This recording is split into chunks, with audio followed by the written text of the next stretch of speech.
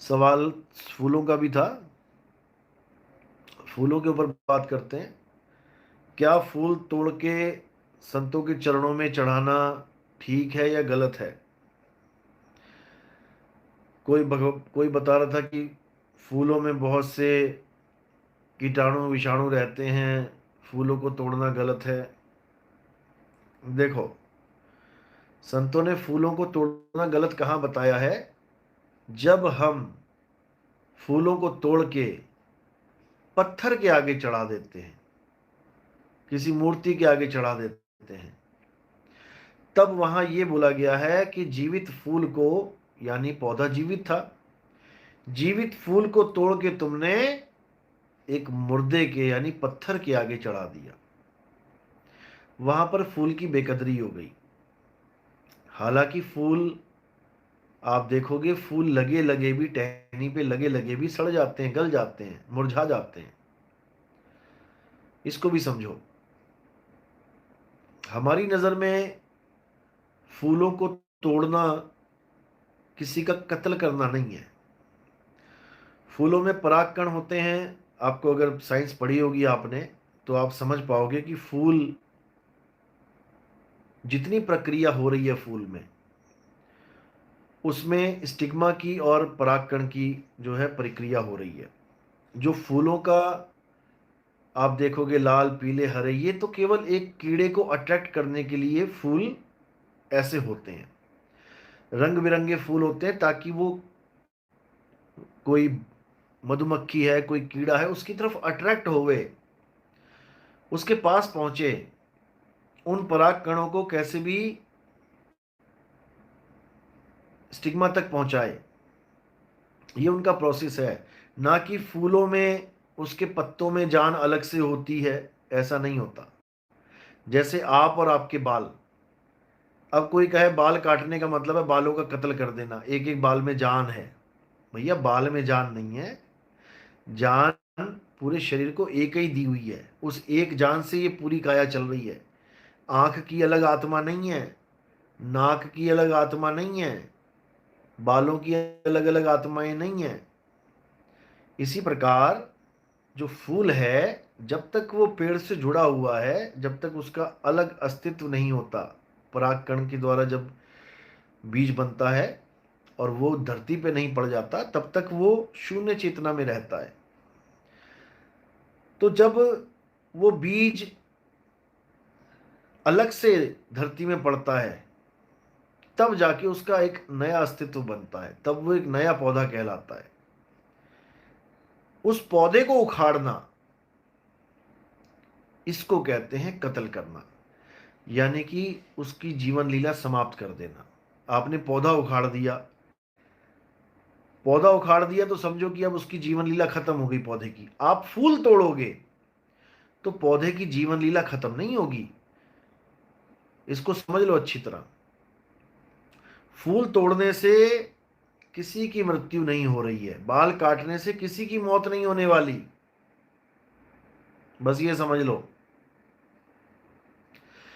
जब तक उस बीज का अलग से अस्तित्व नहीं हो गया, अलग से उसने एक पौधा धारण नहीं कर लिया, पौधा नहीं पनप गया,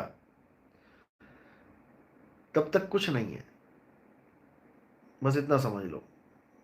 क्योंकि तुम कोई जला थोड़ी नहीं रहे हो, फूलों को जला थोड़ी नहीं रहे हो कि उसमें सारे खत्म हो गया, सब कुछ हो गया। अरे ये तो एक नेचुरल प्रोसेस है। कई ऐसे भी फूल होते हैं, आपने देखा होगा, जो खिलते हैं तो उसके अंदर रुई की तरह उसके भरे होते हैं अंदर, और उसमें एक छोटा सा बीज होता है, और जब हवा चलती है वो उड़ते हुए जाते हैं। आपने देखा होगा, एक बीज होता है, बीज के चारों तरफ रुई की तरह कवर बन जाता है, हवा से उड़ता जा रहा है, वो उड़ता जा रहा है।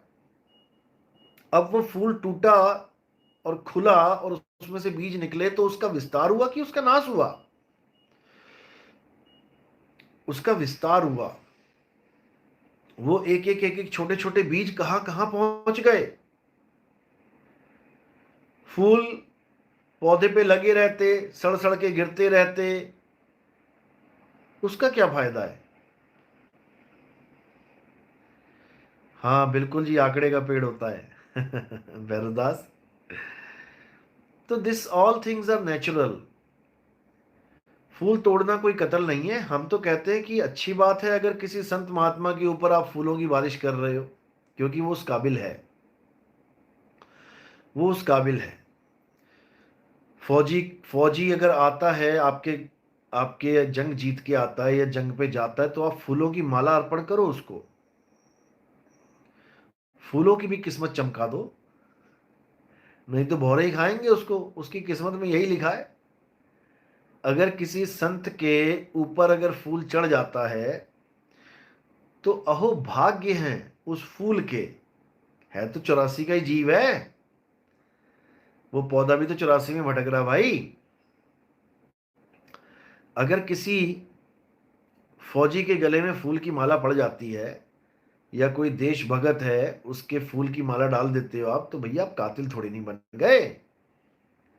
आपने कौन सा फूलों का पेड़ ही उखाड़ दिया। अरे बालों की तरह आ रहे हैं जा रहे हैं, क्या फर्क पड़ रहा है। हाँ, लेकिन अगर तुम जीवित आदमी की जगह किसी पत्थर पे फूल चढ़ा दोगे, उसकी बेकदरी है,